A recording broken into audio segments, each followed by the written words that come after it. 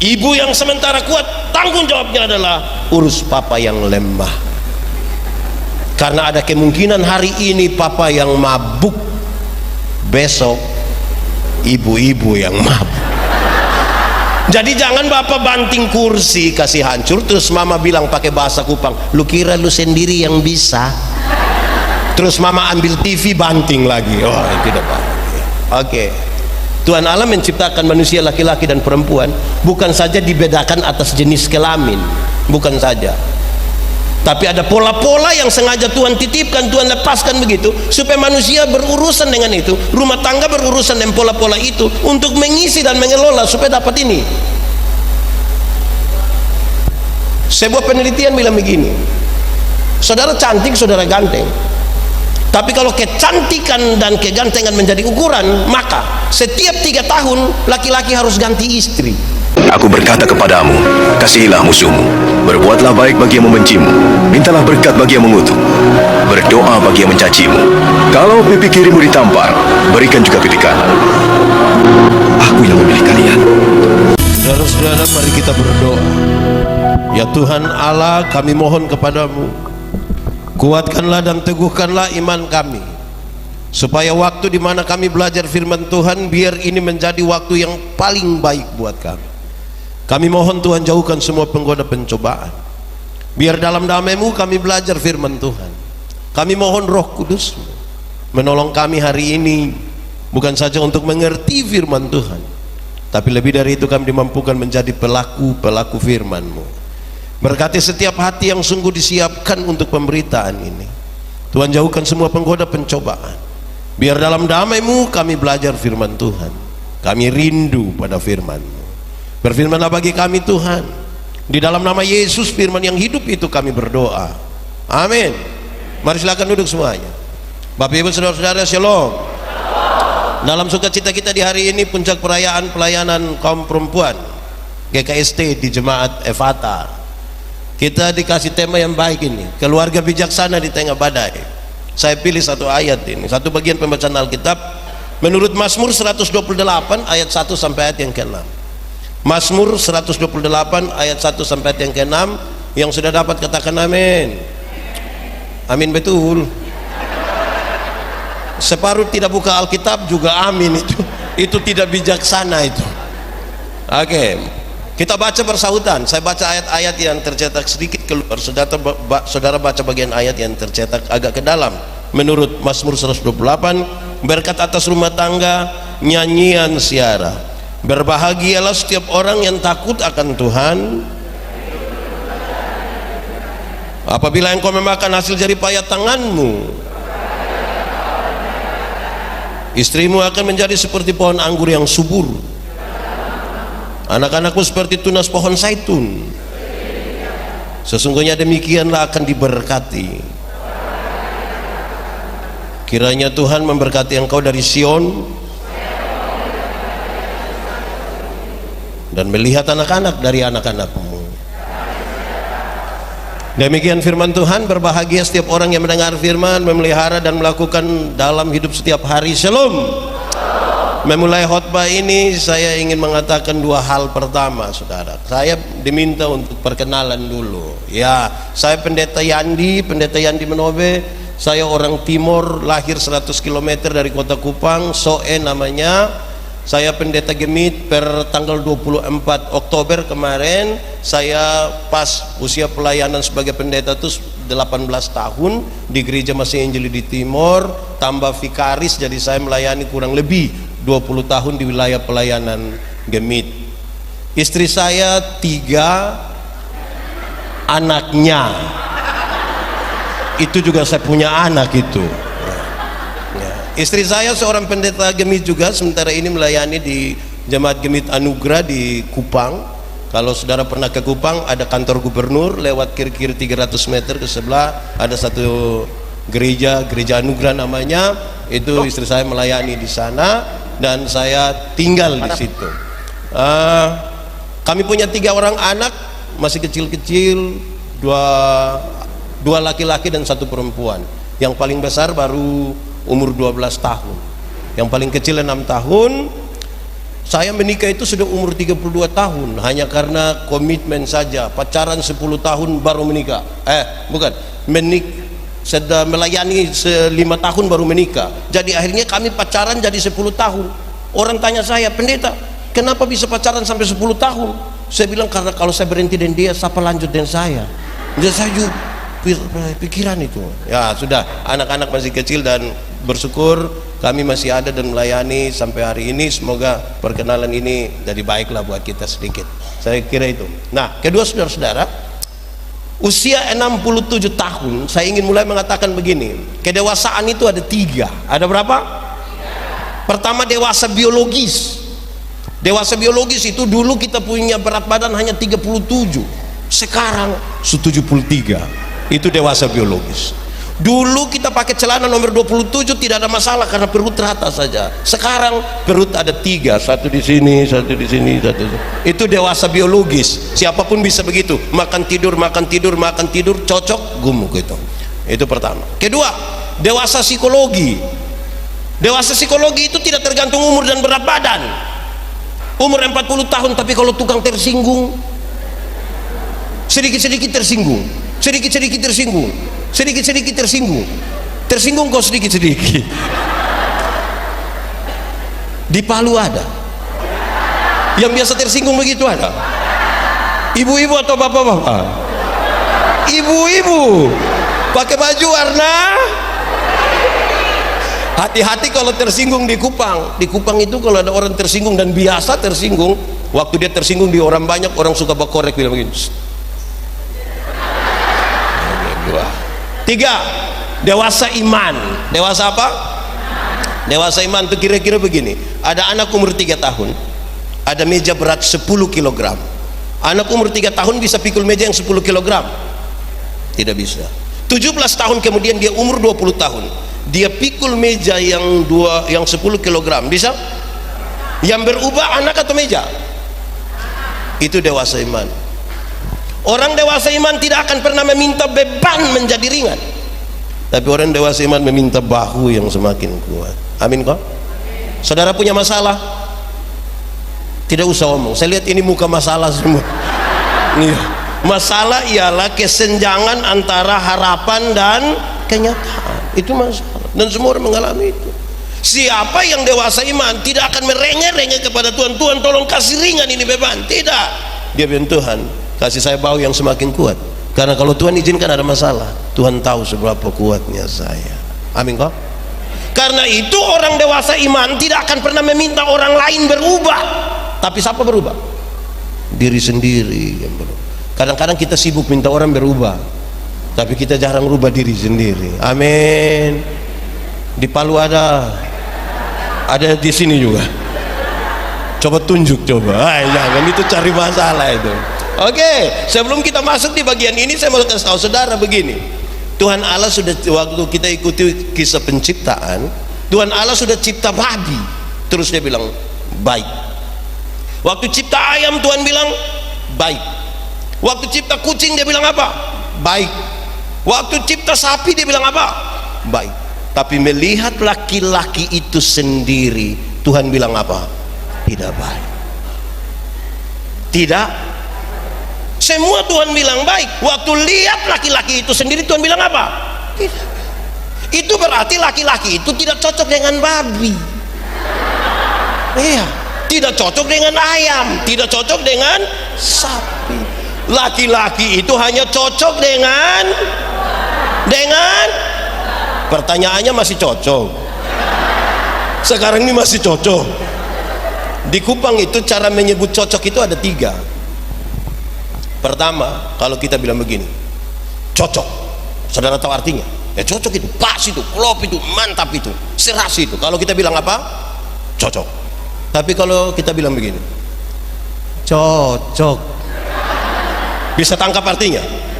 Suami tukang maki, istri tukang maki, tetangga yang dengar bilang apa? Cocok. Kira-kira begitu. Yang ketiga, cocok itu paling bagus diucapkan oleh satu suku di NTT, Alor. Kalau mau bilang cocok itu, kaki satu di depan, dia agak tunduk sedikit, mata dikasih begini, baru dia bilang cocok. Jadi kita, pertanyaan ini penting buat kita semua, masih cocok begitu. Itu tema ini sesungguhnya mau mengantarkan kita kepada satu bagian di mana badai tetap ada, tapi kita tetap butuh bahagia. Jangan lupa bahagia. Amin kok. Saudara bahagia, di rumah bahagia, di ibadah perempuan bahagia, pengurus bahagia. Wih, sedikit lagi dunia kiamat di sini saja. Ini bahagia semua, ini luar biasa sekali ini. Wah, tapi pertanyaan pentingnya adalah bahagia itu apa? Apakah karena saudara kaya raya lantas bahagia? Buktinya ada banyak orang kaya raya tapi tidak bahagia. Apakah karena saudara terlalu cantik lantas bahagia? Tidak juga. Ada banyak orang cantik tapi tidak bahagia. Lihat satu orang kalau di depan dia lebih putih sedikit dari kita, itu yang kulit hitam itu agak sedikit gelisah. Nanti dia lihat begini. Padahal ada lagu dulu bilang biarlah yang hitam, jangan harapkan dari pun. Mau pakai oker juga tidak bisa. Saudara pakai pemutih, minta maaf hanya di wajah saja, leher ke bawah gelap lagi, dan saudara tidak bahagia, saudara tidak bahagia nanti. Ini cantik juga belum tentu bahagia. Ya. Lalu pertanyaannya adalah apa kata Alkitab tentang bahagia? Pembacaan tadi mengisyaratkan dengan sangat baik untuk kemudian kita ukur. Satu, rumah tangga yang bahagia itu ialah kalau takut akan Tuhan. Kalau apa? Suami-suami yang takut Tuhan itu tidak akan pernah tipu istrinya. Amin. Ibu-ibu ada yang pernah kena tipu? Makanya saudara tertekan itu. Suami-suami yang takut Tuhan itu tidak akan pernah menampar istrinya walaupun dia sangat marah. Saya mau tanya, di Palu ini ada suami-suami biasa pukul istri? Kok ini semangat sekali ya? Ya. Atau saya balik pertanyaannya, ibu-ibu yang biasa kena pukul dari suami boleh angkat tangan? Jangan. Berani angkat tangan pulang kena pukul ulang. Saya tidak tanggung jawab di situ. Yo, saya mau tanya ibu-ibu, kalau kena pukul tiap hari bahagia? Siapa yang bangun tidur terus kerja, masak, siap buat suami, siap buat anak-anak, terus dia lihat jam, sudah jam 10 pagi, kok belum kena pukul ya? Terus dia cari suaminya, papa, iya ini hari belum, papa. Bahagia kalau kena pukul. Suami yang takut Tuhan tidak akan pernah menampar istrinya, tidak pernah tipu. Istri-istri yang takut Tuhan tidak akan pernah memaki suaminya, tidak akan. Di sini ada ibu-ibu biasa maki, ada di sini. Dia kurus atau gemuk? Wah, itu bahaya itu. Saudara, tidak boleh maki, tidak boleh. Saya mendefinisikan maki ialah mengeluarkan barang-barang yang tidak perlu dikeluarkan. Itu barang dong, diam-diam di situ omong untuk apa? Dia diam. Kalau ada anak kecil maki tanpa kita setuju, kita masih bisa terima. Anak kecil itu kalau mandi habis, biar dia tidak pakai apa-apa, papa mama punya tamu ada, dia bisa keluar, dia jalan-jalan, biar tidak pakai apa-apa. Betul kok tidak? Tapi coba dia pu bapak, coba dia pun bapak mandi habis begitu, terus ibu-ibu ada latihan paduan suara begitu, terus beliau keluar, hai besti. Wah, itu bisa jadi masalah. Yang takut Tuhan itu bahagia. Kedua, rumah tangga yang takut Tuhan, keluarga yang takut Tuhan itu sekaligus bijaksana adalah kalau makan dari jeripaya tangan sendiri. Kalau apa? Orang kalau makan dari jeripaya tangan sendiri itu bahagia. Kalimat terbaliknya adalah, jadi bagi keluarga yang hanya harap warisan tidak akan bahagia. Yang harap warisan tidak akan bahagia. Karena orang-orang yang harap warisan itu, anak-anak yang harap warisan itu, pertanyaannya tiap hari itu hanya satu, kapan bapak mati? Kalau tiap hari hanya tanya kapan bapak mati, kapan bapak mati, kapan bapak mati, lama-lama bapak belum mati, dia mati duluan itu. Saudara, Kalau saudara tinggal di rumah yang fasilitas mewah dan lengkap sekali, tapi itu kalau masih rumah orang tua, belum bahagia.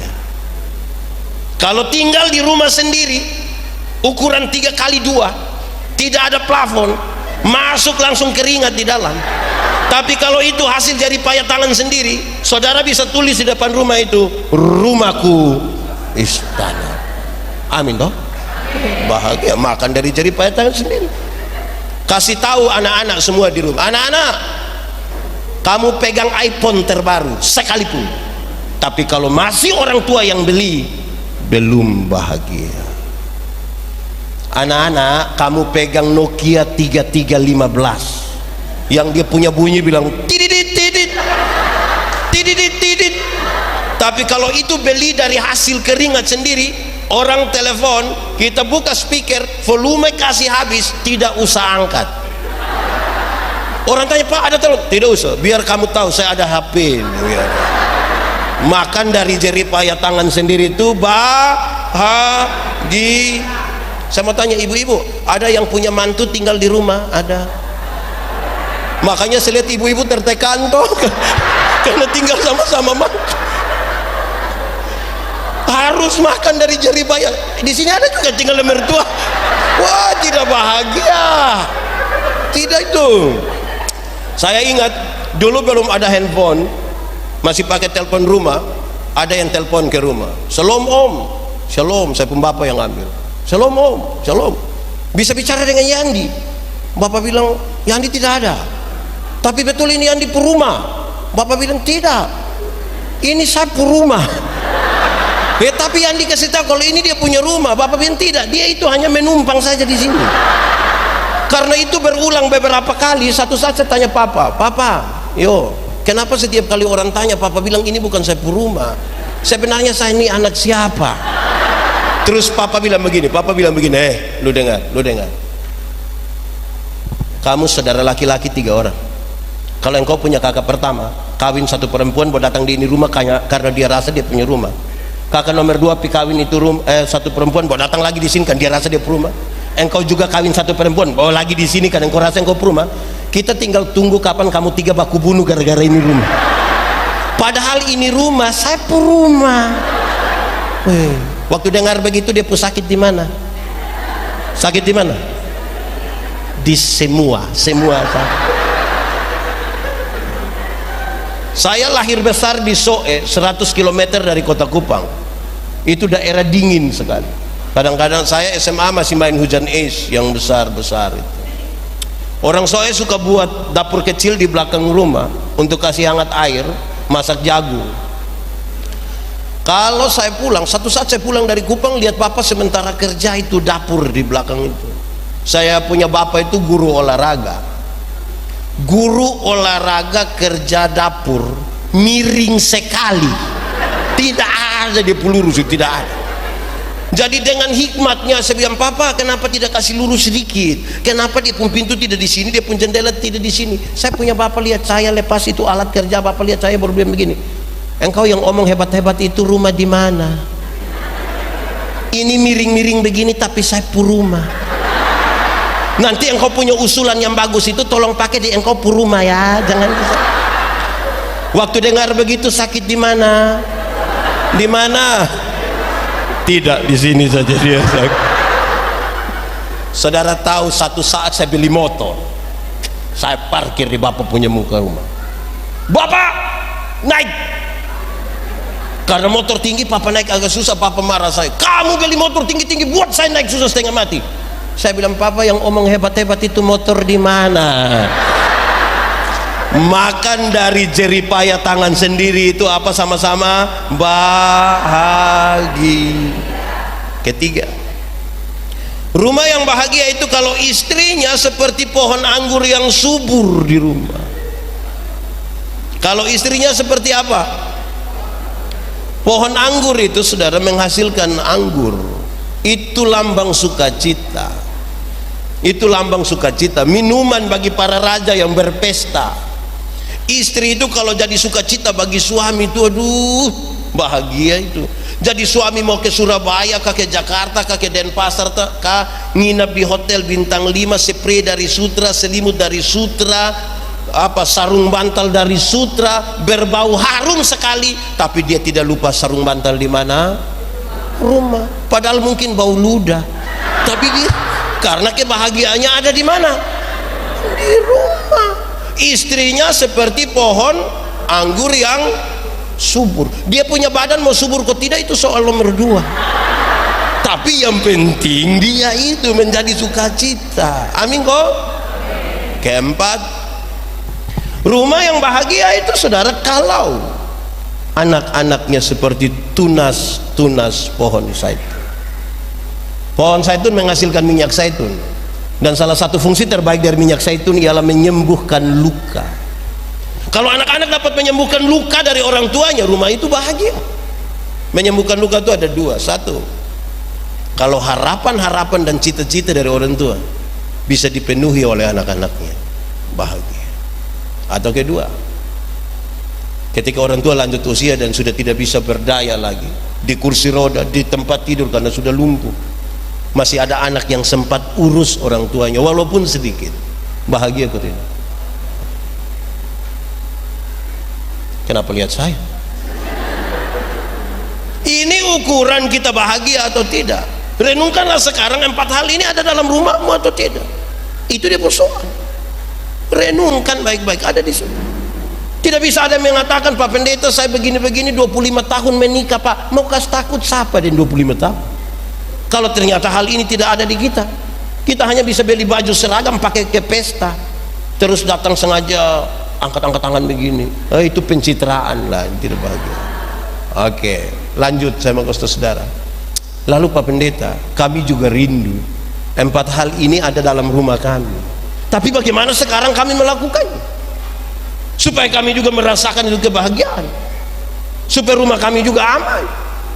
Sebelum saya masuk pada caranya, saya mau kasih tahu, ketika Tuhan Allah melihat manusia itu sendiri dan Tuhan bilang tidak baik, dia bilang begini, aku akan menjadikan bagimu seorang penolong yang sepadan. Maka Tuhan menciptakan perempuan bagi laki-laki. Sepadan dalam Alkitab itu punya 3 maksud. 1, sepadan itu berarti dua-dua percaya pada Tuhan. Berarti apa? Dua-dua percaya pada Tuhan. Jangan ibu rajin ke persekutuan perempuan, bapak tiap hari hanya minum cap tikus.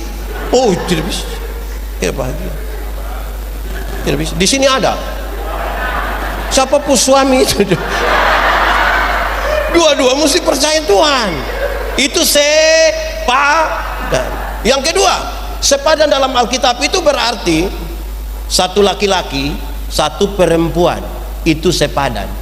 Aku menjadikan bagimu seorang perempuan sebagai istri. Kenapa hal ini menjadi serius sekarang? Zaman sudah berubah, sudah maju. Sekarang ini ada laki-laki yang dia punya pacar laki-laki juga. Kita juga pusing ini. Itu dalam berapa korek senang gitu. Jadi sepadan itu kalau 1 laki-laki 1 perempuan. Dalam hal ini pasti ibu-ibu, bapak-bapak sepadan. Ketiga, sepadan berarti yang kuat menanggung yang lemah. Hari ini papa minum cap tikus, mabuk, pulang banting kursi, prak, hancur. Teori ini mengatakan suami sementara lemah, ibu yang sementara kuat, tanggung jawabnya adalah urus papa yang lemah. Karena ada kemungkinan hari ini papa yang mabuk, besok ibu-ibu yang mabuk. Jadi jangan bapak banting kursi kasih hancur, terus mama bilang pakai bahasa Kupang, lu kira lu sendiri yang bisa, terus mama ambil TV banting lagi. Oh, tidak bahagia. Oke, Tuhan Allah menciptakan manusia laki-laki dan perempuan bukan saja dibedakan atas jenis kelamin, bukan saja, tapi ada pola-pola yang sengaja Tuhan titipkan, Tuhan lepaskan begitu supaya manusia berurusan dengan itu, rumah tangga berurusan dengan pola-pola itu untuk mengisi dan mengelola supaya dapat ini. Sebuah penelitian bilang begini, saudara cantik, saudara ganteng, tapi kalau kecantikan dan kegantengan menjadi ukuran, maka setiap 3 tahun laki-laki harus ganti istri. Kalau cantik itu ukuran. Setiap berapa tahun? Wih, saya 13 tahun, berarti minimal saya 4. Apalagi yang menikah lebih lama, oh itu lebih banyak. Lalu pola seperti apa? Satu, pola mengingat. Maaf, mulai dari pola berpikir. Pola berpikir saja. Laki-laki itu sering berpikir yang rasional saja, yang masuk akal. Makanya bapak-bapak, suami-suami itu kalau bicara selalu bilang begini, saya pikir, saya pikir, saya pikir. Sementara yang ibu-ibu lebih banyak pakai apa? Perasaan. Makanya ibu-ibu kalau bicara itu, saya rasa, saya rasa, saya rasa. Bayangkan kalau satu hanya saya pikir, satu hanya saya rasa, dan hidup 20 tahun bersama-sama. Lama-lama tetangga-tetangga pakai bahasa Kupang bilang surasa. Jadi bijaksana kalau orang mengelola apa yang dipikirkan dan apa yang dibahagia. Hidup tidak bisa pakai yang logis saja. Hidup itu penyeimbangnya adalah perasaan. Hidup juga tidak bisa pakai perasaan saja, tidak bisa. Saudara kalau pakai perasaan saja tidak mungkin bahagia. Saya, kalau saudara pernah ikuti khotbah-khotbah saya satu saat ketika melayani di Pulau Sabu, saya melayani di sana 5 tahun, Pulau Selatan. Kalau kita pergi ibadah rumah tangga tuh hari Senin, hari Rabu, hari Jumat, itu jemaat sudah buka tikar besar, mereka duduk bersila semua di situ. Terus pendeta datang duduk bersila di depan, ada lampu yang paling besar itu taruh di tempat di mana pendeta duduk di situ. Hari itu saya pergi, jemaat sudah banyak-banyak semua. Kami mulai ibadah, saya berkhotbah, orang senyum-senyum. Saya yakin ini masuk, masuk. Saya khotbah terus. Yang menarik, kami sudah habis ibadah, mereka tetap senyum juga. Saya mulai pikiran dengan mereka pun senyum itu. Terus satu saat saya tanya ini jemaat, yo, kamu senyum-senyum apa? Dorang tambah senyum lagi. Akhirnya saya tanya satu diaken, Welminceriu namanya, saya panggil pakai nama panggilan sabunya. Saya bilang, Nadau, kamu senyum-senyum apa? Dia ambil satu pena, dia tulis di kertas kecil satu, dia antar ke saya. Saya penasaran, saya coba buka, ternyata dia tulis, maaf, Bapak punya resleting tidak tarik. Itu saya mau cek ke dia itu. Kita 1 jam bersama-sama di sini, engkau lihat ada soal di situ perasaan. Jadi hidup tidak bisa pakai perasaan saja. Amin kok. Tidak bisa. Saya mau tanya saudara, kira-kira tadi waktu dorang ibadah mereka baik atau tidak? Yang tadi yang saya pimpin itu, yang saya bersila gitu, ibadah mereka baik atau tidak? Kenapa tidak baik? Itu. Jadi saudara-saudara, kalau kita pakai perasaan dan tidak menyelesaikan masalah, relasi kita bermasalah dengan itu. Amin kok. Nah, 2, soal pola kerja. Pola apa? Pola kerja ini menarik. Laki-laki itu cenderung pekerja tunggal. Bapak-bapak ini hanya ke kantor saja, tapi waktu pulang dia rasa dia sudah kerja seluruh dunia dan segala isinya. Dia rasa sangat berjasa untuk itu pekerjaan-pekerjaan. Bapak-bapak itu kalau sempat gendong baby, kita punya di Kupang bilang ademea, kalau dia sempat gendong barang 1 jam, itu dia rasa sangat berjasa. Ketika ibu-ibu datang dia bilang, Ma, yo gendong adek dulu. Papa, saya mau pergi teman-teman. Kasih tinggal kami sendiri. Kok tadi saya suruh gendong itu 1 jam berjasa, karena polanya tunggal. Tapi ibu-ibu ini polanya jamak. Ibu-ibu ini bangun pagi bisa langsung masak, siap suami ke kantor, siap anak-anak ke sekolah, bisa sambil setrika, bisa sambil siap makan siang, siap diri ke mana-mana, bisa sambil foto, update status, semua di satu waktu yang sama. Ini pola ini bukan untuk dibandingkan, ini pola ini untuk dikelola. Jangan ibu-ibu bilang, coba jadi saya, coba. Tidak bisa, karena dia memang laki-laki, polanya bukan. Saudara, saya tidak tahu di Palu, kami di Kupang ada banyak suami itu yang ketika tamu baru sampai tangga terakhir di teras rumah, Dia langsung bilang, "Mama, kopi." Padahal kopi tidak ada. Jadi setelah tamu pulang, mama bilang, "Papa, lain kali itu tolong tanya kita dulu, ada kok tidak." Terus papa santai sah, dia akan bilang begini, "Kok saya sudah beli itu?" "Iya papa, 6 bulan lalu." Papa pikir sekali beli itu tuh untuk seumur hidup. Karena polanya tunggal, satu kali dia lakukan dia kira itu. Saudara pernah mengalami ketika papa kasih uang untuk uang bulanan, terus tiba-tiba saudara, "Papa tambah." "Ya kok saya suka kasih." Pernah alami? Bukan karena dia tidak percaya atau menuduh ibu-ibu, bukan, tapi karena polanya tunggal. Ada acara-acara begini, saya tidak akan telepon yang bapak-bapak. Kalau ada acara begini, kalau saya ketua, saya tidak akan telepon bapak. Kalau kita telepon, "Bapak, bagaimana persiapan?" Dia pasti pakai satu kata saja, "Beres." Nanti dia beres habis baru istrinya bilang, "Beres apa?" Karena ibu lebih detail. Makanya ketika kita kumpul ibu-ibu, saudara, pertengkaran di mana-mana. Karena mereka mau kerja semua. Bahkan ada yang kasih tinggal dia punya pekerjaan, urus orang lain punya pekerjaan. Di GKST ada begitu. Yang panitia sekarang ada. Makanya saudara, saya lihat saudara seragam tapi hati tidak seragam. Karena ibu-ibu lebih detail. Saudara tahu bahwa kita perhadapan panitia acara itu sekaligus bisa perhadapan panitia tersinggung.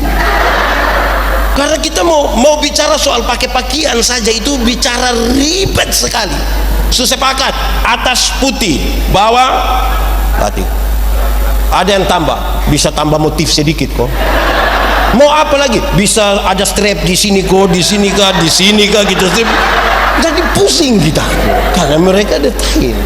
Ini pola nih kalau kita kumpul ibu-ibu jadi masalah kalau tidak dikelola dengan baik. Itu dulu. Ketiga, soal pola bicara. Pola apa? Laki-laki itu cenderung pendiam. Laki-laki cenderung, sebuah penelitian mengatakan seorang laki-laki kalau bicara satu hari itu kira-kira 7.000 kata. Berapa ribu? Tapi seorang perempuan kalau bicara satu hari minimal sekurang-kurangnya 21.000 kata. Bayangkan, papa 7.000, mama 21.000. Pagi-pagi papa sudah ke kantor, anak-anak ke sekolah, mama mau 21.000 sama siapa? Makanya ibu-ibu ini grup WA biasa lebih banyak dari bapak-bapak. Harus curahkan 21.000. Saya mau tanya, suami rata-rata pulang kantor jam berapa?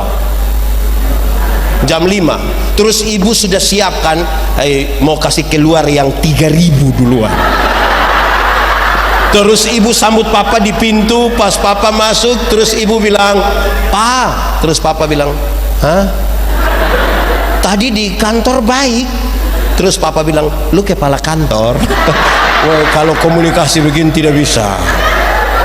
Nanti di bagian selanjutnya baru saya jelaskan soal komunikasi. Keempat, soal pola mengingat. Soal pola apa? Laki-laki itu cenderung pelupa. Laki-laki itu punya kecenderungan cepat lupa. Bapak-bapak ini, suami-suami ini, sekali dia kunci mobil, turun dari mobil dia kunci, tak, jalan 30 langkah, terus dia bilang, "Tidak tahu saya kunci kok belum." Dia balik, dia kunci ulang. Karena cenderung. Makanya ibu-ibu mohon maaf, kami bapak-bapak ini kalau di luar rumah kami lupa kalau kami ada istri.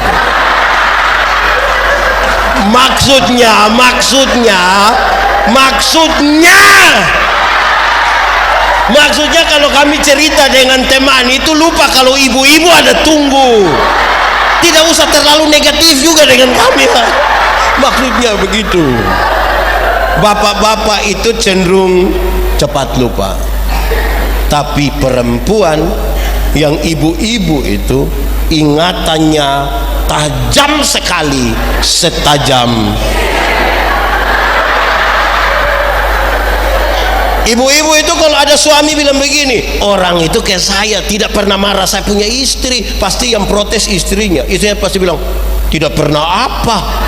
Memang tidak pernah. Ibu bilang, pernah. Yang mana? Yang itu hari. Itu hari mana? Yang tahun 1900 itu dia ingat. Ingatannya tajam. Ibu-ibu ini berani kita pinjam dia punya Tupperware saja dia hafal. Itu hafal mati. Itu ibu-ibu sekali itu. Iya, saya mau tanya yang anak-anak dulu. Anak-anak, di sini tidak ada anak-anak. Oh ada anak-anak. Pernahkah sekali kamu periksa papa mama punya saku pakaian dinas begitu? Pernah? Yang paling banyak dapat di mama atau papa punya? Papa. Papa pasti lupa 5.000, 10.000, 20 pasti lupa. Kamu jangan coba-coba periksa mama punya. Itu pekerjaan sia-sia. Dalam hal inilah mama seturut dengan Alkitab. Di mana hartamu berada, di situ. Ibu-ibu ini ingatan mengerikan, Pak. Ini pola. Saya mau kasih saudara, kalau saudara mampu mengelolanya dengan baik, bijaksana. Kalau saudara tidak mampu mengelolanya, ada kemungkinan saudara hanya sekedar tinggal serumah tapi tidak menikah. Status tercatat dalam negara kalau kita suami istri, tapi karena kita tidak mampu mengelola ini, ternyata kita hanya tinggal serumah, tidak lagi menikah. Oke, mari kita lihat. Pak Pendeta, yang tadi saya omong panjang-panjang itu baru pengantar. Ini baru masuk khotbah. Yang ini jadi baru masuk. Iya. Oke, Pak Pendeta, bagaimana sekarang kami jadi bijaksana? Bagaimana supaya di tengah-tengah badai itu kami tetap akan kuat sebagai sebuah keluarga? Ada satu dua kata di dalam pembacaan tadi yang saya kira cukup baik untuk kita bangun perenungan kita di situ. Apa itu? Meja makan. Sama-sama 1, 2, 3.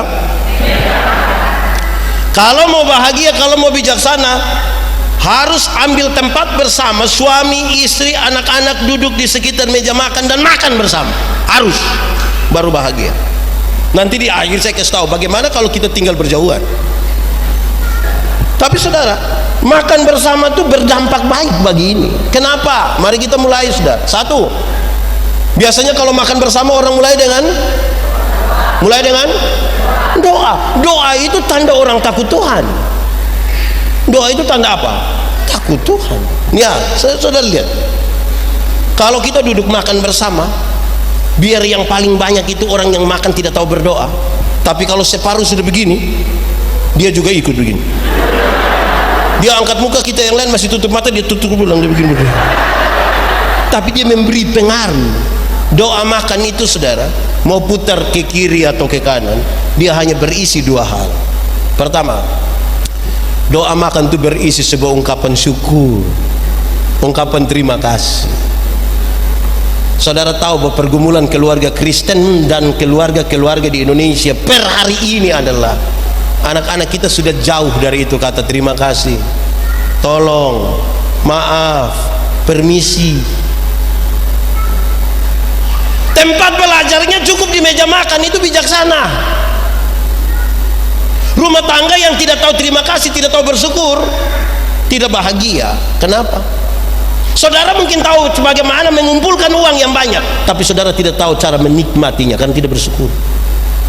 Ada banyak orang tahu bagaimana menjadi sukses dan kaya, tapi dia tidak tahu cara menjadi bahagia. Kadang-kadang saya bilang begini, kumpul uang banyak-banyak tapi tidak pernah jalan-jalan di Surabaya.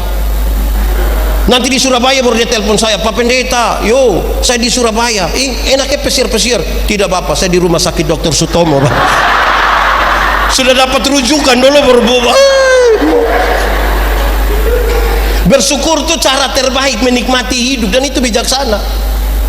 Kita jalan kaki kita berdoa, Tuhan, yo kasih saya sepeda 1. Kita ini kan selalu tidak puas kan? Hati manusia ini lebih luas dari isi dunia. Isi dunia sudah isi di hati manusia, tetap masih kurang karena manusia tidak puas. Untuk mengisi kekurangan itu butuh bersyukur. Latihannya cukup di meja makan. Jalan kaki saudara berdoa, Tuhan kasih saya sepeda satu. Tuhan kasih sepeda satu, dia naik 2-3 bulan, dia berdoa ulang, Tuhan naik sepeda memang enak tapi tanjakan yang di situ itu tuh. Oh itu saya pun betis hampir sama dengan paha. Jadi yang kau pun mau, kalau bisa kasih saya motor satu kok Tuhan. Tuhan kasih motor satu, dia naik 5-6 bulan, dia berdoa ulang, Tuhan naik motor memang enak Tuhan, tapi saya punya istri berat 80. Anak dorang 3 orang baru montok semua.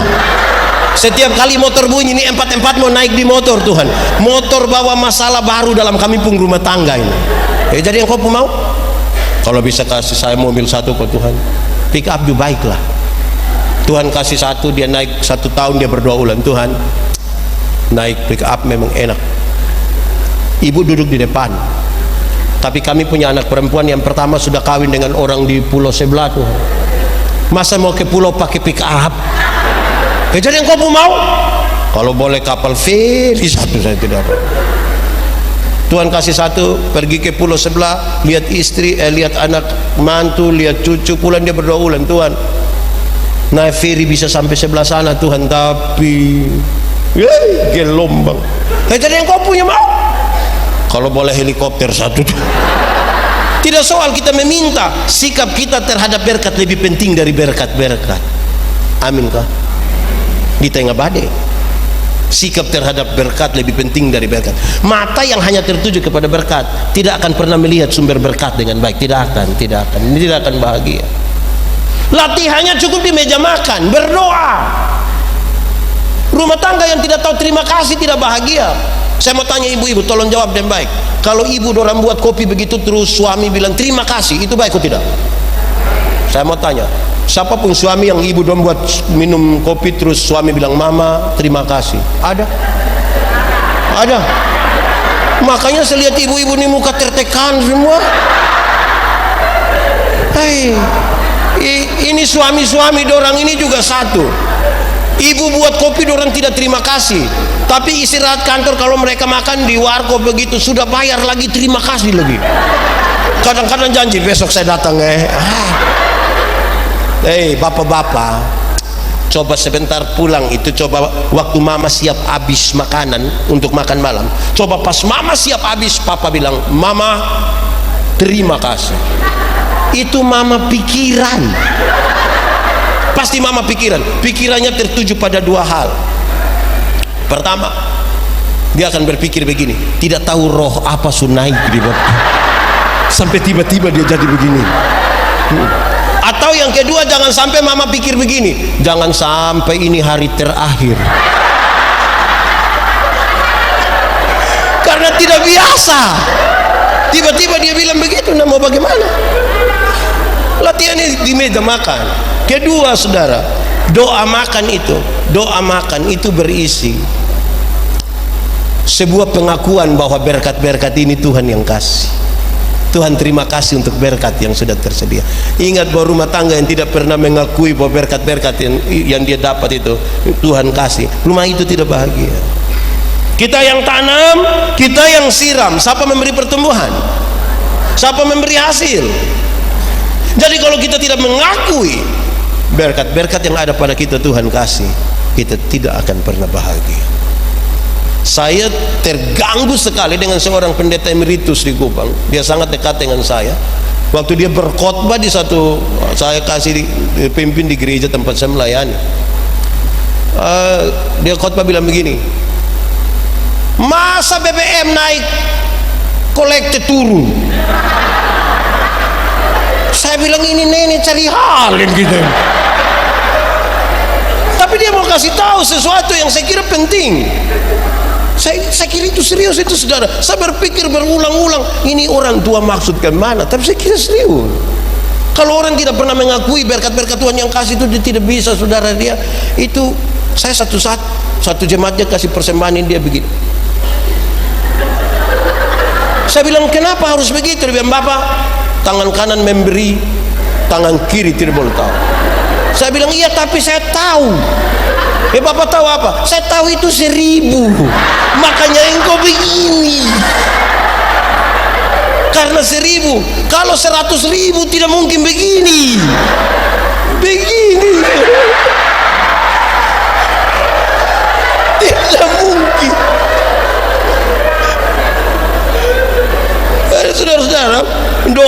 makan tuh baik, pulang coba lakukan di rumah, saudara bijaksana, saudara bahagia. Amin kok.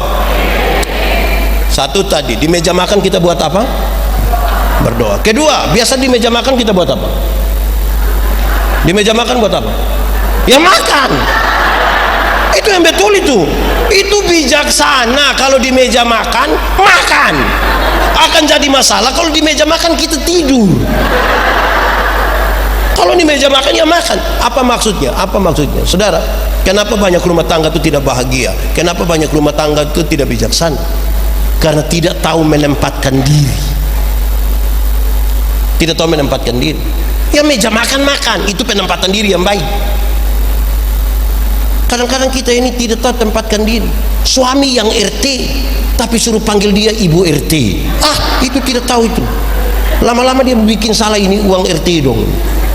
Suami yang kepala sekolah, istri tidak boleh suruh panggil dia, bilang panggil saya mama kepsek. Tidak bisa. Tidak tahu diri itu. Lama-lama mama tua tanda tangan rapor orang itu. Kita tambah pusing. Saudara, itu tempat yang baik. Kita belajar menempatkan diri. Jangan kasih tahu suami itu, jangan bawa pekerjaan kantor ke rumah. Jangan bawa. Kalau bawa ke rumah, tunggu istri anak-anak tidur baru kerja. Tapi Pak Pendeta, saya ini orang sibuk. Kalau Bapak terlalu sibuk, tidak usah nikah, di kantor saja. Ini kan, bayangkan ya, dia bawa pekerjaan kantor kerja di rumah, terus anak yang umur 1-2 tahun itu kepingin main-main sama dia pun papa, naik-naik di sini, belum lagi kasih tumpah susu di itu dokumen. Itu kalau di Kupang pasti papa bilang begini, ambilin anak dulu, kefeng dia. Bahagia, saudara, bahagia. Tempatkan diri. Ibu-ibu, di sini tidak ada ibu-ibu. Ibu-ibu, ada masalah di rumah tidak usah muat di Facebook. Itu tidak tahu tempat. Di sini ada. Itu ibu ada di sini. Coba tunjuk itu ibu. Ada tempat suami istri itu bicara dia pun persoalan, bukan di Facebook. Saudara tahu, kalau seorang perempuan termasuk istri-istri buat status sakit hati, banyak laki-laki pura-pura jadi dokter.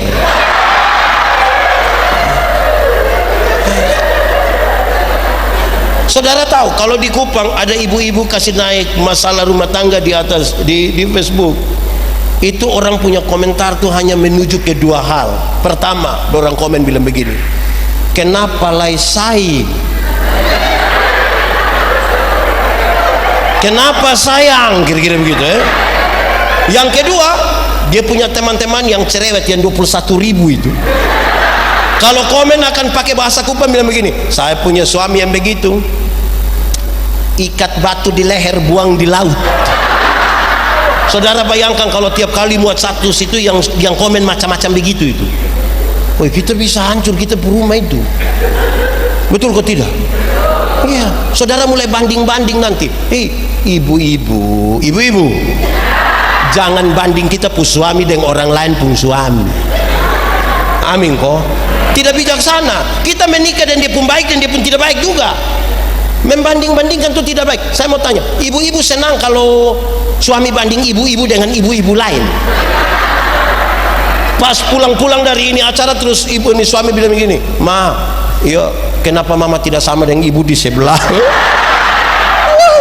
Itu apa yang nanti ibu-ibu bilang, lu pindah di sebelah, mana itu tidak bagus.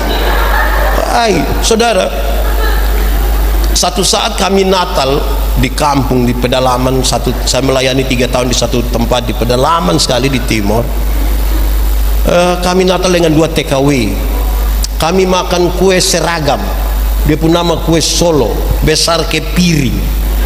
Saya tidak tahu orang pakai tepung apa, yang pasti kami kunyah itu kayak kunyah karet itu, tidak habis-habis, tidak habis-habis. Pusing-pusing kunyah-kunyah begitu.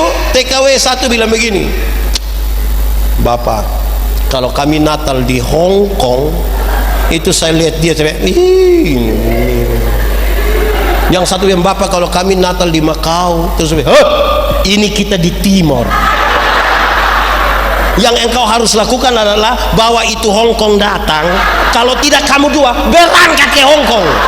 Saudara tidak bisa tinggal di sini, tapi pikiran dan perasaan ada di tempat lain. Amin kok. Makanya harus tahu tempat. Nah, kita ini kadang-kadang tidak tahu tempat. Makanya belajar di meja makan. Orang kalau tidak segera ambil keputusan, dia terganggu dalam dia hidup. Ya. Saya mau tanya saudara, coba. Masak Indomie itu cepat atau lama? Lama atau cepat? Cepat atau lama? Teorinya cepat. Kalau tidak segera ambil keputusan, dia jadi lama. Kalau saya bilang, saya punya istri, "Ma, yo, saya mau makan Indomie." Terus ibu lari ke dapur 2-3 menit, dia datang tanya saya, "Pak, yo, mie goreng kok mie kuah?" Terus saya bilang, mie kuah mama." Terus ibu ke belakang 2-3 menit, dia datang tanya lagi, "Kuah banyak kok sedikit?" Taruh saja banyak, tidak apa-apa. Ibu ke belakang 2-3 menit datang tanya, "Pakai sayur kah tidak?" Mama taruh saja. Ibu ke belakang 2-3 menit datang tanya, "Pakai telur kah tidak?" Lama-lama kita tidak makan. Kita hanya bertanya-bertanya saja. Jadi di meja makan tuh tempat kita menempatkan diri. Hei, saya mau kasih tahu, ibu-ibu. Saya senang lihat ibu-ibu dong pakai kebaya begini, ini cantik-cantik begini, bagus. Tepuk tangan dong untuk ini ibu. Yo, ini tahu kita datang di gereja pakai pakaian bagus-bagus toh? Iya toh? Satu saat saya punya video satu, mungkin saudara dengar ketika saya bilang begini, ibu-ibu, nona-nona, bisa pakai pakaian mini-mini datang di gereja kok tidak? Orang bilang bisa. Kenapa bisa? Karena Tuhan melihat hati, bukan melihat pakaian. Saya bilang apa? Tuhan lihat hati, bukan lihat pakaian. Iya betul, tapi itu Tuhan. Saya pendeta, ini lihat pakaian, bukan lihat. Kau kira kau sendiri dengan Tuhan? Atau mau ke Tuhan sekarang? Ibu-ibu orang pakai mini-mini begitu di situ. Kami bapak-bapak yang di depan ini pikiran. Itu kami lihat juga salah. Tidak lihat. Ya iya lebih salah lah. Jadi itu tahu tempat toh. Amin kok tidak? Kasih tahu anak-anak nona, kasih tahu ibu-ibu, tidak usah pakai legging itu datang ke gereja. Tidak tepat itu. Iya toh, mau kasih takut siapa yang kita pun betis dong. Pakai saja begini-begini, cantik-cantik, bagus-bagus. Jalan lagi teratur sekali begini. Bagus. Itu tahu tempat. Betul kok tidak? Kadang-kadang kita tidak tahu tempat. Itu latihannya cukup di meja makan. Amin kok. Itu latihan yang terbaik begitu. Pakai pakaian begitu. Saya mau tanya ibu-ibu dulu. Ibu-ibu tahu kok tidak kalau kami bapak-bapak yang suka lihat ibu-ibu dong pakai pakaian bagus-bagus begini, tahu kok tidak? Tahu kok tidak? Nah bagus. Kalau tahu begitu baik. Banyak ibu tidak tahu. Dia kalau ke pasar itu dia pakai bagus sekali. Bagus. Mentereng betul. Di rumah paling-paling dia pakai daster. Itu juga robek di sini.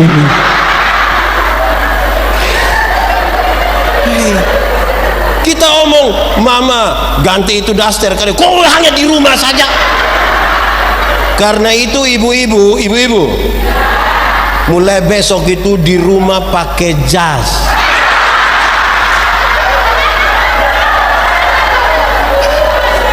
Nanti ke pasar baru pakai daster. Itu terus sudah ke rumah sakit sudah langsung. Tapi saya ingin kasih tahu begini, saudara. Kita butuh tahu tempat kita. Soal yang di dalam rumah beda dengan yang ada di luar rumah. Tahu tempat. Yang di dalam kamar tidur tidak harus perlu dibicarakan di beranda, tidak harus. Kita semua tahu itu. Semua orang punya masalah, tapi dia mesti tahu tempat untuk berurusan dengan pergumulan dalam hidupnya. Amin kok.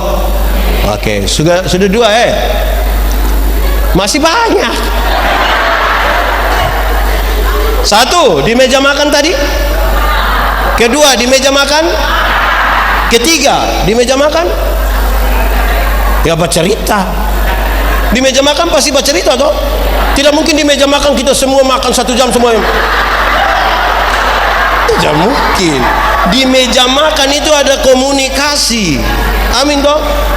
Saya di Kupang, saya mendampingi 5 kelompok difabel, termasuk para yang bisu dan tunanetra.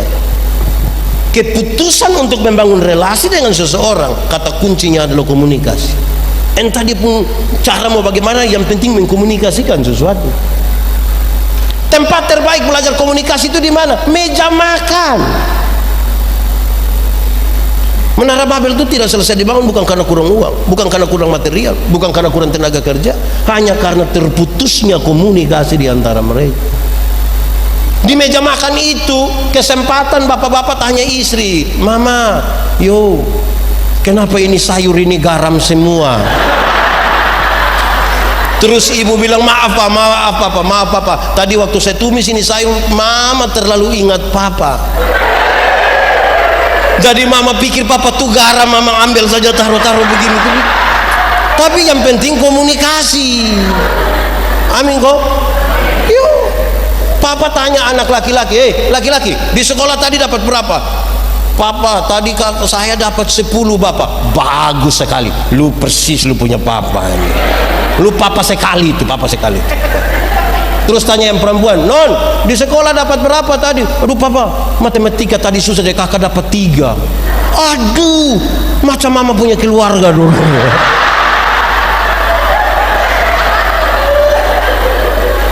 Komunikasi. Bapak-bapak, ini ada beberapa bapak-bapak di meja makan kasih mati itu HP. Kok tidak lahir kita dengan HP juga? Atau apalagi ibu-ibu pernah alami, kok tidak, pas duduk sama-sama suami terus tiba-tiba ada telepon masuk, suami sengaja melangkah keluar, baru dia bilang, "Halo, halo."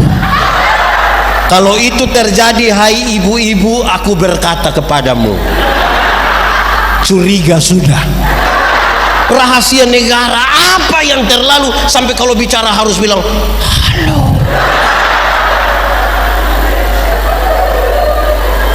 Handphone ini berhasil mendekatkan yang jauh, tapi menjauhkan yang suami istri, anak-anak. Hari Minggu selesai gereja itu kan tidak ada kerja, kepingin sudahlah kita makan sama-sama, duduk sama-sama di restoran, di rumah, di mana-mana, duduknya sama-sama, masing-masing sibuk dengan HP-nya sendiri. Bahkan dia ketawa-ketawa sih.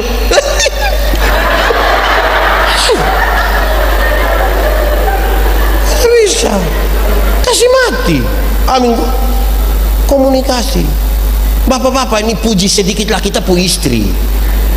Iya, mama sudah beli habis celana yang agak ketat sedikit begini. Sudah ke salon, sudah sanggul begini, lewat-lewat begini. Ya omong apalah begitulah. Paling tidak bilang, "Mama macam mahasiswa." Mama malu-malu, mama bilang mahasiswa apa? Mahasiswa DO lah.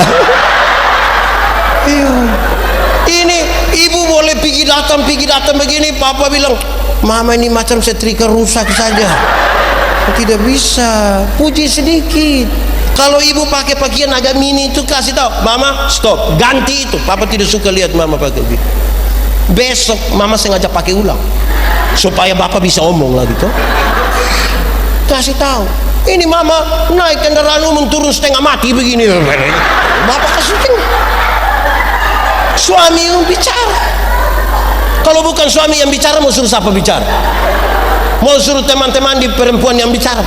Baru kita simpan ibu-ibu tukang tersinggung begini, baru mau. Bisa masalah. Biar suami yang bicara. Amin toh. Oh, ibu-ibu tuh kan lebih detail tuh bapak-bapak. Ibu-ibu tuh kalau bapak janji, "Ma, nanti tanggal 2 bulan depan kita ke di sini tempat wisata di mana ya? Yang agak jauh sedikit. Kemana? Oh, Tanjung Karang lah kira-kira. Mama tanggal 2 bulan depan kita pergi ke Tanjung Karang Itu tanggal 30 tuh mama sudah tidak bisa lah itu. 30 dia sudah tidak bisa. Itu dia sudah pergi datang lah. Nanti pergi datang terus dia tanya, "Pak, yuk tanggal 2 jadi?" Karena papa tuh bukan orang yang detail sambil baca Quran atau HP. Papa bilang, iya tanggal 2 jadi. Itu mama tidak suka yang begitu. Kalau mama tanya, Pak tanggal 2 jadi, papa harus lepas itu HP, lepas itu Quran, lihat mama punya mata baru bilang, iya tanggal 2 jadi. Komunikasi. Kadang-kadang kita repotnya di situ. Ada banyak suami ini lebih sayang orang lain punya istri daripada istri sendiri. Kalau telepon orang lain punya istri itu dia punya sopan tiada tara.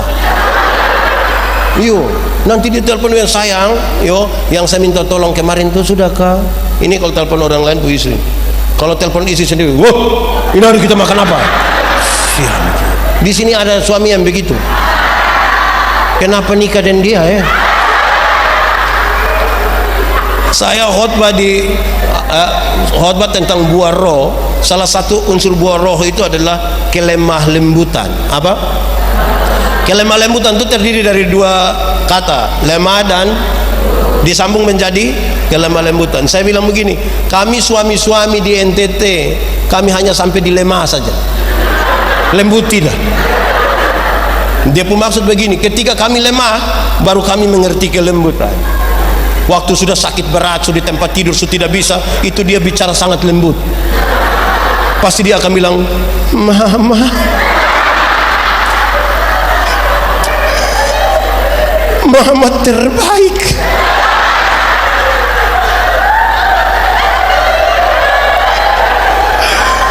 Tuhan sayang mama. Itu kalau ada lemah apa? Tapi kalau dia ada sehat kuat-kuat, sombong sekali. Istri larang, papa berhenti sudah, ingat umur, tidak usah minum lagi cap tikus. Dia bilang, kok paling mati? Mau tunggu lemah? Mama. Ya. Saya mau kasih tahu bapak-bapak, kadang-kadang gombal itu juga baiklah.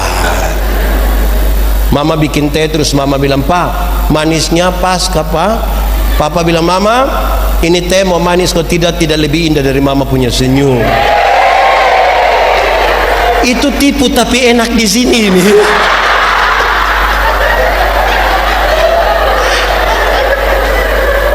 Tapi ibu-ibu, saya mau kasih tahu ibu-ibu. Kalau suami pulang, kalau suami bilang begini, Mama, makanan di mana? Papa kalau sampai bilang begitu, itu bukan karena papa tidak tahu meja makan di mana. Kok itu meja juga dia yang beli. Kalau papa sampai tanya mama meja makan di mana, itu karena laki-laki juga ingin dimengerti.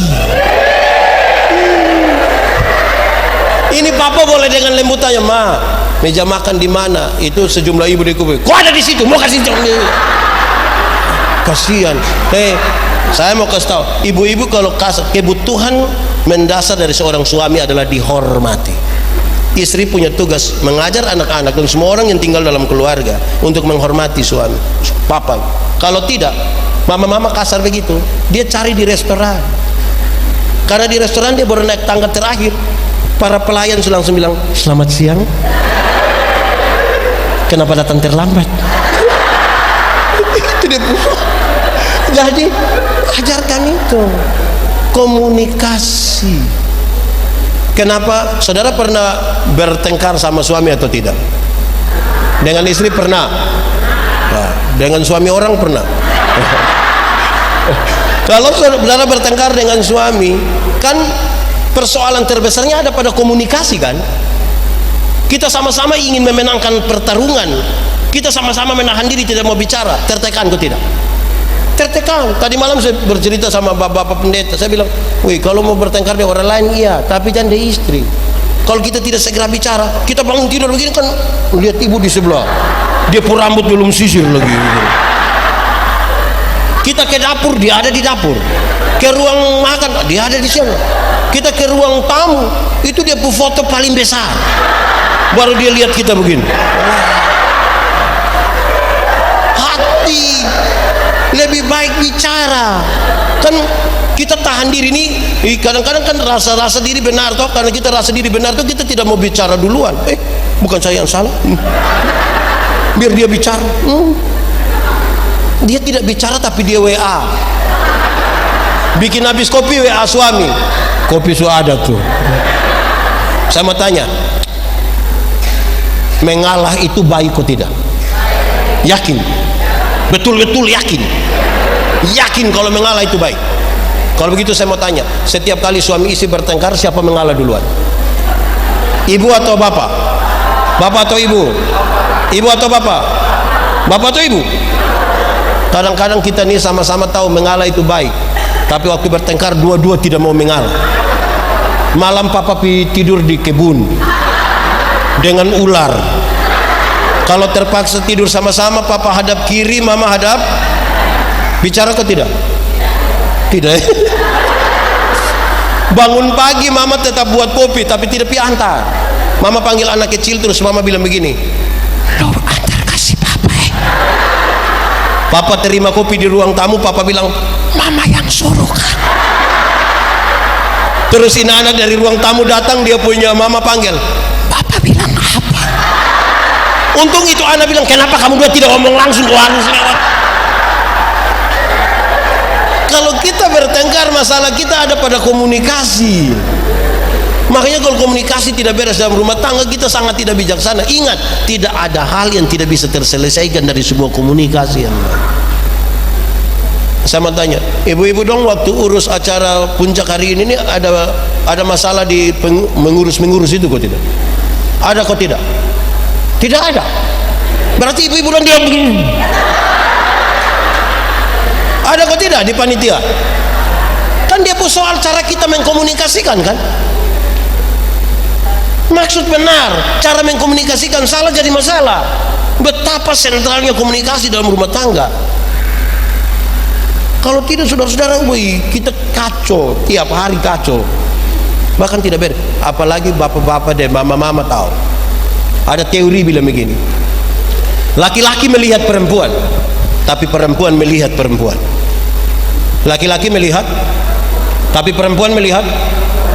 Maksudnya begini, kami suami-suami, kami bapak-bapak ini kalau duduk sama-sama, tiba-tiba ada perempuan cantik satu masuk, itu serempak kami punya kepala akan begini. Tapi kalau lihat begitu, istri ada di sebelah dan lihat begitu akan jadi masalah. Perempuan cantik itu masuk, kami pun kepala tetap. Hanya mata yang ikut. Laki-laki melihat perempuan, tapi perempuan melihat perempuan. Ibu-ibu perempuan duduk sama-sama begini, ada laki-laki ganteng satu masuk, biasa-biasa saja, tidak istir, ringan, standar. Tapi jangan coba-coba yang masuk itu perempuan. Jangan coba-coba yang masuk itu ibu-ibu. Rok agak pendek, tas agak besar, sepatu agak tinggi. Saudara lihat ibu-ibu punya siku sama bibir. Untuk mengkomunikasikan maksud kepada teman di sebelah, dia pakai siku, dia begini. Dari sebelah lihat dia pakai bibir bilang,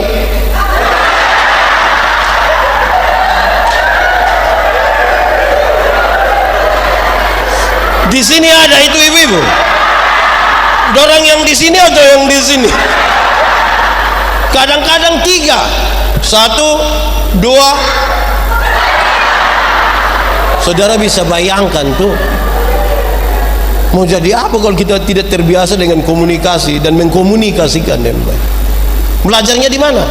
Meja makan, tidak di tempat lain. Meja makan, pelajaran terbaik di meja makan. Sudah berapa? 3. 1 di meja makan, 2 di meja makan, 3 di meja makan, 4. Saya mau tanya, kalau ikan tinggal 2 tapi orang ada 4, bapak, mama, anak 2 orang, ikan tinggal 2, siapa yang makan? Siapa yang makan? Siapa yang makan? Oke, tidak ada jawaban yang salah ya. Ikan tinggal 2, orang ada 4. Mau bagi supaya 4-4 dapat, tidak ada masalah. Mau kasih anak saja yang makan, tidak ada masalah. Apakah bapak sakit jadi bapak ambil 2-2, tidak ada masalah. Mama yang goreng jadi mama dapat 1, kami 3 bagi 1, tidak ada masalah. Tapi apa? Di meja makan itu kita belajar ingat orang lain. Di meja makan kita belajar apa? Bijaksana sekali kalau suami ingat istri, istri ingat suami, orang tua ingat anak, anak ingat orang tua. Itu bijaksana. Itu bahagia. Ibu-ibu kalau suami tidak ingat ibu-ibu dong senang. Bikin pengucapan syukur. Kan harus kasih tahu kita pun suami dong. Ini suami dong juga satuin. Dapat uang 100.000, 20 orang beli rokok. Tinggal berapa? 80 orang masih ambil lagi 30, katanya jaga-jaga. Tinggal berapa?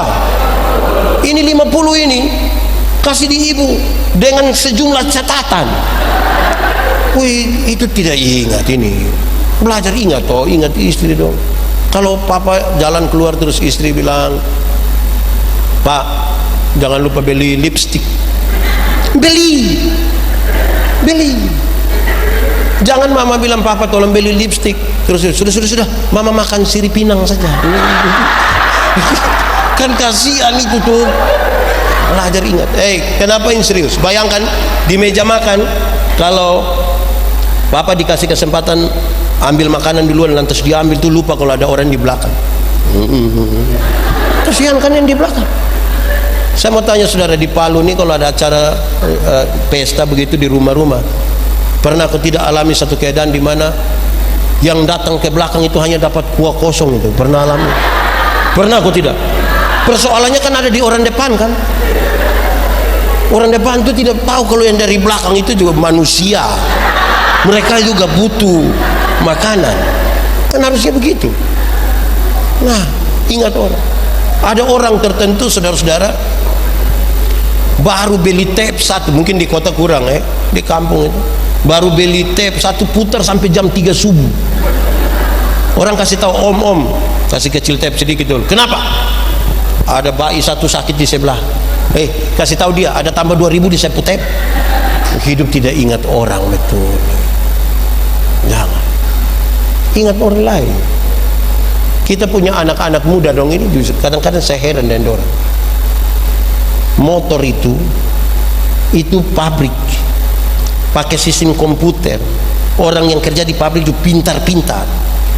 Dorang tahu memang bagaimana taruh ini barang-barang, gas, rem, speedometer, ban, velg, itu pakai hitungan yang bagus. Kita punya anak-anak yang tidak lulus semua mata pelajaran ini. Dorang juga reparasi motor. Akhirnya motor bunyi seperti orang gila. Wah. Bayangkan kalau di satu kompleks itu ada anak-anak lewat ya motor. Wah. Itu orang doa hanya satu. Coba mati baik. Orang tua berdoa untuk keberhasilan, kesuksesan. Tapi gara-gara tidak ingat orang lain, orang menginginkan kecelakaan. Jangan. Itu dulu. Nanti saya lanjutkan di bagian terakhir. Saya melayani di Sabu 5 tahun. Di Sabu itu kita biasa makan di Amukelaga. Amukelaga itu rumah dek. Mau naik tuh lepas sepatu, lepas sendal, kita duduk bersila di atas dan makan. Tiap hari. Setiap pulang kampung lihat papa mama kami makan di meja makan. Karena tiap hari di Sabu angkat kaki begitu, maka ada kecenderungan saya mau angkat kaki begini. Setiap kali angkat kaki, lutut lewat sedikit dari meja makan, papa lihat saya lutut, papa bilang, engkau punya lutut, punya bagus lagi. Kami makan sambil bicara, tapi kalau makanan masih penuh di mulut kami paksa bicara, papa selalu bilang, makanan dari mana, suara dari mana? Karena itu berulang beberapa kali membuat saya mengerti, di meja makan itu kita belajar etika dan moral. Di meja makan. Rumah tangga yang tidak tahu etika dan moral itu tidak bijaksana.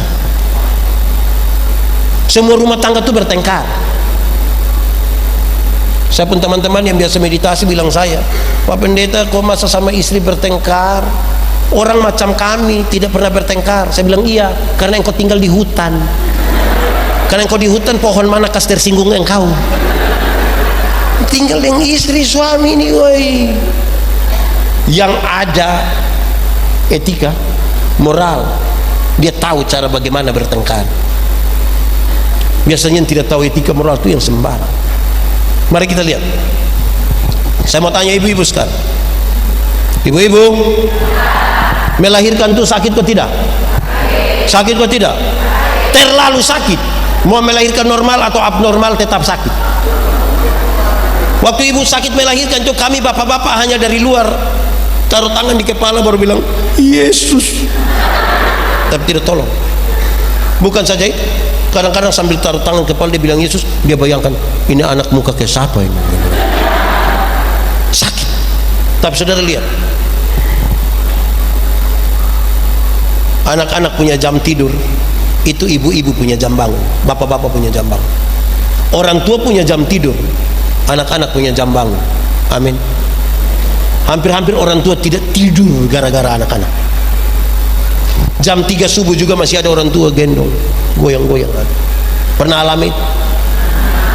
Sudah dalam keadaan sempoyongan karena tidak tidur, seringkali ibu-ibu dipaksa lagi menjadi penyanyi. Makanya seringkali ibu-ibu punya lagu itu tidak bisa dipertanggungjawabkan. Kalau tidak bobo digigit, padahal justru kalau anak bobo itu baru nyamuk gigit. Kalau anak lari-lari, nyamuk mana mau gigit dia, kan tidak ada. Tapi sudahlah ibu. Ibu-ibu ajar anak-anak, ibu-ibu bapak-bapak ajar anak-anak bicara itu satu-satu suku kata. Ma, pa. Tapi sayang, ketika anak-anak mulai tumbuh besar dan bisa bicara, ada suka bicara sama papa mama? Ada suka? Orang tua ajar anak jalan tuh satu-satu langkah, pegang di tangan, kalau di kupang selalu bilang ta te. Nah, itu jalan belakang. Tapi sayang, ketika anak-anak mulai dewasa dan bisa jalan sendiri, lagi suka jalan sama papa mama? Tidak.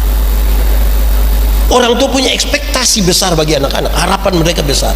Orang tua bilang kepada anak-anak, anak-anak, asal kamu mau sekolah tinggi, biar kami ikat perut, tidak apa-apa. Betul.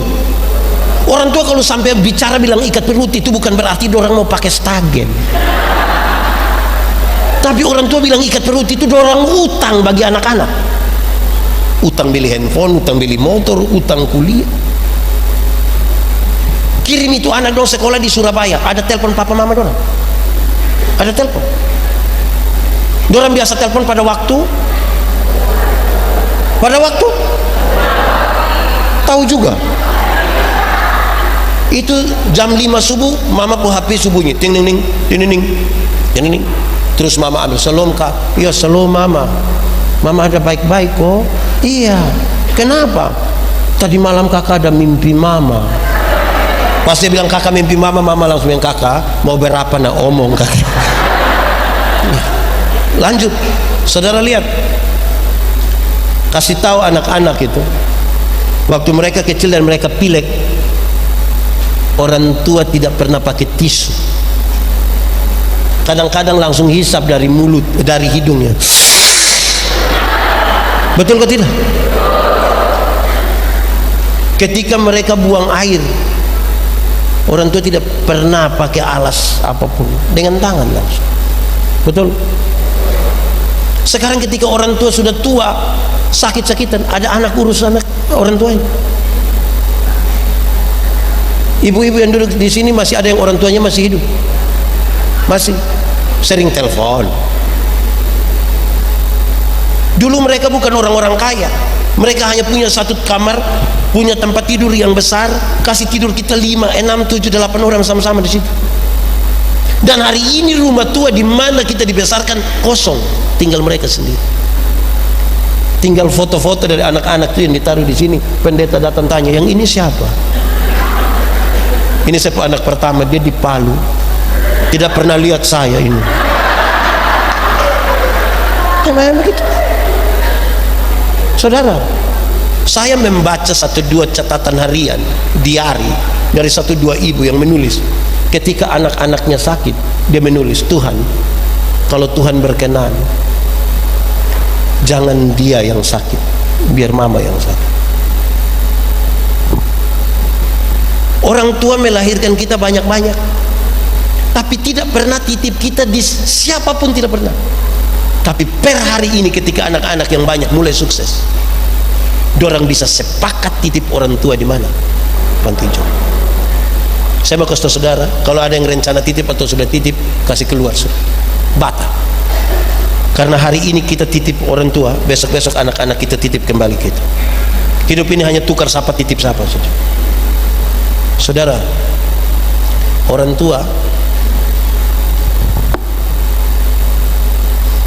dorang selalu menginginkan yang terbaik. Kadang-kadang dulu mereka cerewet, tapi sekarang mereka tidak lagi bisa bicara. Kerinduan terbesar dari orang tua itu hanya menikah orang baik-baik ya. Ingat kamu kakak adik jangan bertengkar. Kan itu yang mereka rindukan. Tapi kita mulai jarang pergi lihat dorang. Waktu mereka sakit baru tiba-tiba kita sampai. Sertifikat. Kan kasihan orang itu.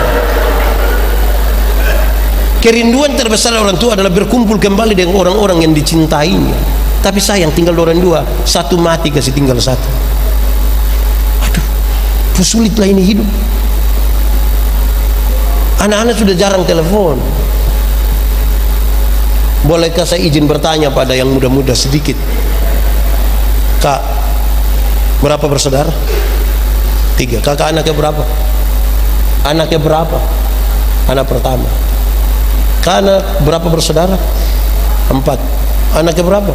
2. Masing-masing kita pikir kita berapa bersaudara. Saya mau kasih tahu, ibu bisa membesarkan kakak 3 orang, bisa membesarkan kakak 4 orang. Tapi belum tentu ketika kakak 3 orang sukses, kakak 4 orang sukses, bisa urus mama yang hanya 1 orang. Belum tentu. Bahkan sekedar mau melihat mereka mesti izin pada suami. Itu pun kalau dia mau. Sekedar kita mau kasih dia uang sedikit. Orang tua itu kalau dapat uang dari anak-anak senang sekali. Bukan karena dia tidak punya pensiun, tapi dia rasa berharga. Sekedar kita mau kasih itu saja, kita bisa sembunyi.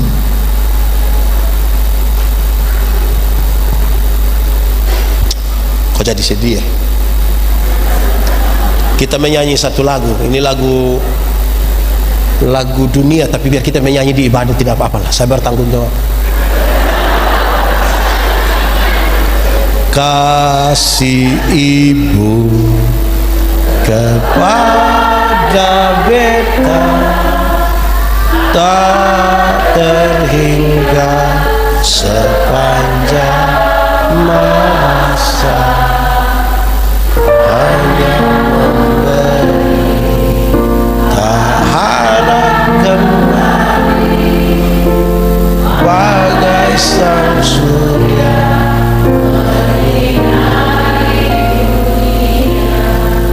Coba kita menyanyi ulang sambil bayangkan menantu punya muka.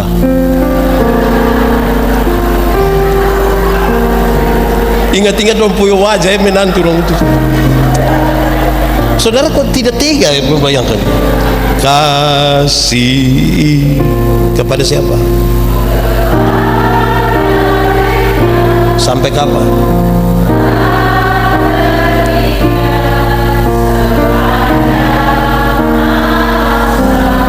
Hanya apa? Harap kembali kok tidak? Seperti apa?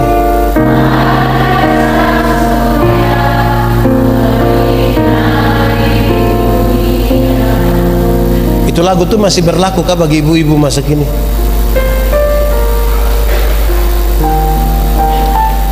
Ada telepon orang tua kok? Ibu-ibu dulu itu ketika anak sakit itu dia langsung ambil air hangat, kompres itu. Ibu-ibu sekarang anak sakit orang foto.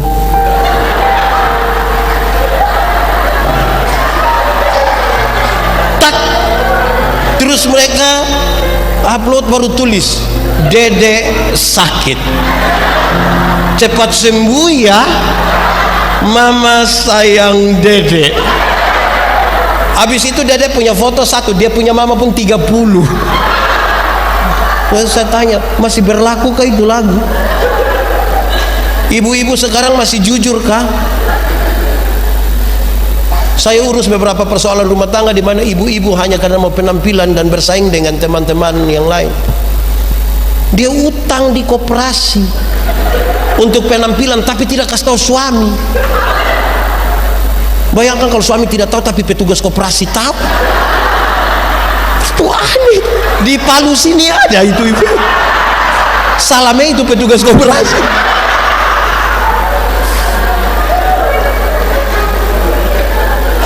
Saudara, kalau itu saudara lakukan, saya mau kasih saudara, Tuhan tidak pernah menjanjikan lautan tenang. Bukan laut kalau tidak ada gelombang. Air yang tidak ada gelombang itu dia pernah apa? Aqua. Itu tidak ada gelombang. Tuhan janji, aku akan memberikan kepadamu kekuatan ketika engkau ada di tengah-tengah badai. Dia menjanjikan. Jadi soal bukan soal, cara kita menangani soal yang jadi soal. Ada satu waktu kan Tuhan Yesus begini, barang siapa percaya kepadaku melakukan pekerjaan-pekerjaan yang aku lakukan, berarti Tuhan Yesus buat apa? Dia melakukan itu. Ada satu waktu Yesus urus seorang perempuan berzina yang tertangkap. Hukum setempat mengatakan dia harus dilempar dengan batu sampai mati. Tuhan Yesus bilang begini, siapa yang merasa diri tidak berdosa silakan angkat batu dan lempar duluan. Ada yang lempar, mereka pulang. Tuhan Yesus bilang begini, dorang di mana? Dorang sepulang Pak. Engkau pergilah dan jangan berbuat dosa lagi.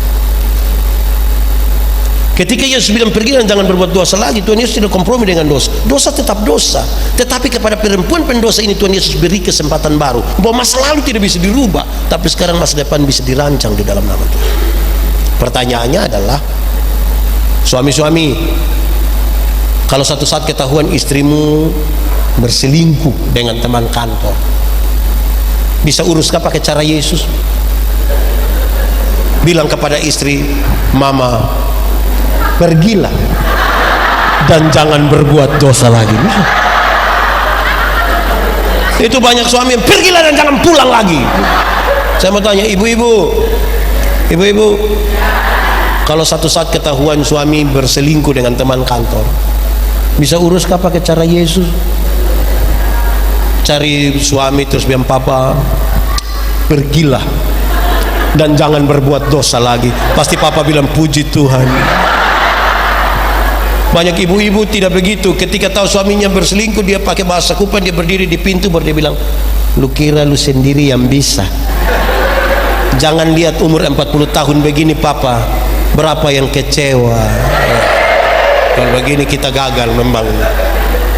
Pelajaran-pelajaran ini saudara, kita tidak dapatkan di luar. Alkitab mengajarkan kita pada hal-hal yang sederhana, kita temukan cukup di meja makan. Jadi ingat, jangan lupa ya, pulang makan sama-sama. Pak Pendeta, istri saya di tempat lain, suami saya di tempat lain. Saya punya satu kisah kecil. Saya melayani di Sabu. Ada seorang bendahara gereja, istrinya tinggal di Kupang, dia tinggal di Sabu. Kita butuh pakai kapal feri itu 14 jam baru sampai. Satu saat saya bertamu ke dia pas makan siang.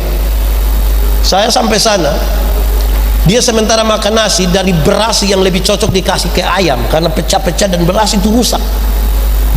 Saya marah dia. Saya panggil dia, kakak, kalau tidak ada beras ambil di pasturi. Saya tidak makan kalau habis itu beras. Saya tidak mau kalau kita sama-sama begini, kakak makan begitu baru saya makan. Dia bilang, Pak Pendeta duduk dulu. Saya minta, tapi saya tidak suka begini. Dia bilang, Pak Pendeta mau makan. Saya tidak makan, bukan karena itu. Kalau mau makan itu, dia bilang, Bapak duduk dulu. Duduk. Saya duduk. Datang dia cabut dia punya dompet, dia buang di sabun depan di atas meja. Saya lihat dia punya uang banyak di dalam dompet. Rupa-rupanya mungkin dia baru terima gaji. Dia bilang, Pak Pendeta, saya punya uang banyak tuh. Saya bisa beli beras yang sangat mahal. Apalagi saya sendiri di sini. Tapi kenapa Bapak lihat saya makan minum beras? Kenapa? Karena istri saya dengan 2 orang anak saya di Kupang sementara makan dari beras segini. Tidak ada transportasi karena badai, karena itu saya tidak bisa kirim kasih mereka uang. Mereka makan beras ini. Tidak adil bagi saya kalau saya makan beras yang bagus dan istri saya makan beras ini. Tidak adil. Saya tanya, bagaimana lu tahu kalau makan beras begini? Pak, ini telepon ini ada untuk apa? Saya mau ke stop Pak, dia bilang. kami bukan saja bertelepon. Setiap kali kami makan, kami berdoa bersama-sama. Dia tinggal di Kupang, saya tinggal di sini. Setiap kali mau makan, kami doa sama-sama. Itu waktu HP masih Nokia 3315. Apalagi yang sudah bisa video call. Harusnya kita lebih hebat. Mestinya tidak ada alasan untuk sesuatu yang lain. Tuhan memberkati kita. Aku berkata kepadamu, kasihilah musuhmu, berbuatlah baik bagi yang membencimu, mintalah berkat bagi yang mengutuk, berdoa bagi yang mencacimu. Kalau pipi kirimu ditampar, berikan juga pipi kanan. Aku yang memilih